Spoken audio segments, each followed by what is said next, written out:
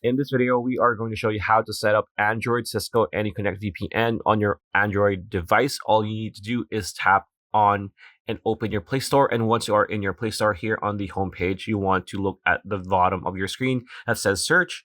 So tap on search like so. And on the top of your screen, the search bar, just type in Cisco AnyConnect like so.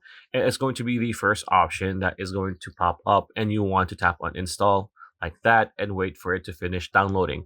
So as you can see, it is under 55 MB, so it's going to be pretty fast to download this, but it might take a minute or so for it to download and install and complete that whole process on your mobile device.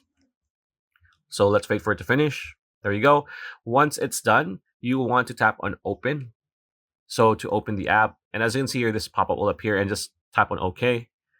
And then this slide pop-up will appear from the bottom of your screen. It's going to ask if you want to allow notifications on this app. So I've tried earlier, and if you tap on don't allow, which I do for the most part because I don't want a lot of apps giving me notifications and pinging me, it doesn't work. You actually need to have notifications enabled for Cisco security. So tap on allow. There you go.